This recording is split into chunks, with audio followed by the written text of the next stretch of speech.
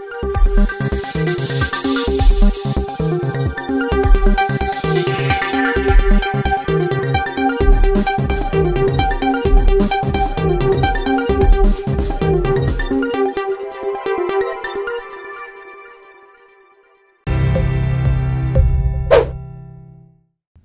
जिले के रेवदर उपखंड पर पिछले 4 माह के बाद में सोसाइटी में यूरिया खाद बीज पहुंचने से क्षेत्र के किसानों के चेहरे पर खुशियां झलकी।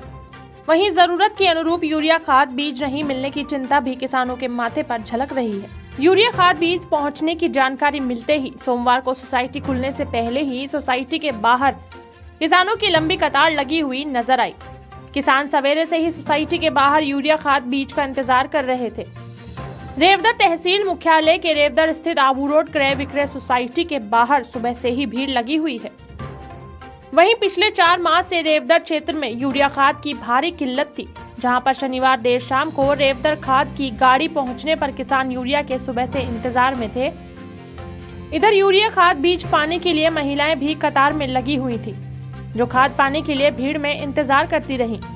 महिलाएं गोदी बच्चों को उठाकर यूरिया खाद बीज लेके लंबी लाइन में लगी नजर आई। वहीं लाइन में खड़े किसानों ने बताया कि काफी समय के बाद से सोसाइटी में यूरिया खाद बीज मिल रहा है, लेकिन लंबी कतार देखकर कई किसानों के नसीब होगा भी या नहीं। कई किसानों को तो हताश होकर खाली लौटने की भी चिंता सता रही है। बाजारों में दुकानों के बाहर भी यूरिया खाद पाने की ललक, दुगुना दामों में बेच रहे दुकान यूरिया।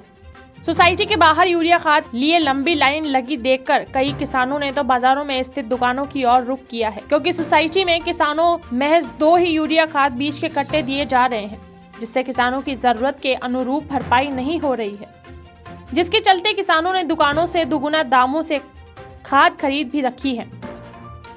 किसानों ने बताया कि आबू रोड क्रय विक्रय सोसाइटी में यूरिया खाद महज 270 रुपए में दिया जा रहा है, जबकि बाजारों में दुकानों पर 500 रुपए में बेचा जा रहा है। लेकिन सोसाइटी में किसानों को जरूरत के अनुरूप खाद उपलब्ध नहीं होने पर किसान दुगुना दामों में भी बाजार में दुकानों से खरीद रहे हैं, जिससे दुकानों के बाहर भी खाद के लिए भीड़ लगी हुई है।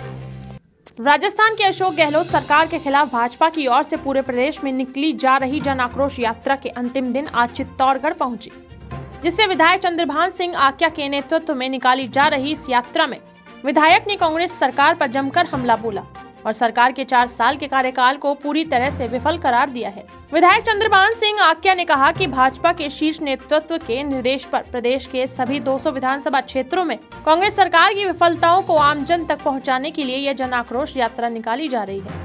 उन्होंने बताया कि गहलोत सरकार के 4 साल में जंगल राज रहा है, लेकिन कानून व्यवस्था पूरी तरह से धरातल पर रही है।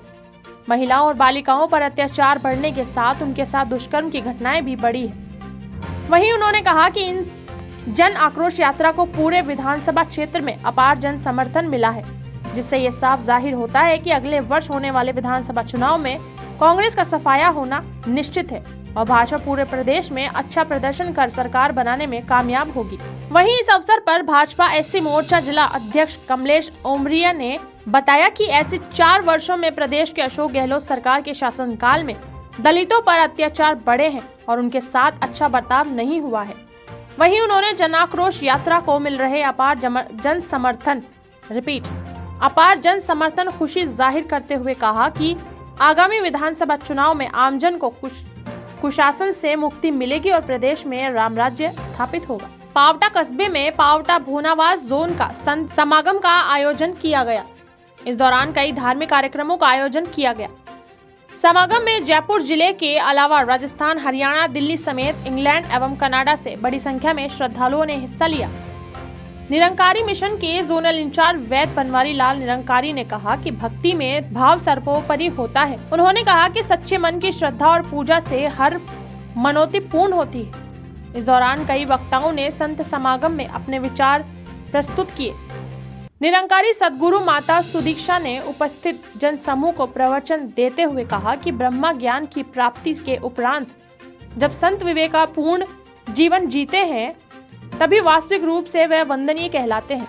कार्यक्रम में निरंकारी प्रदर्शनी, बाल प्रदर्शनी, स्वास्थ्य एवं समाज कल्याण विभाग प्रदर्शनी लगाई गई।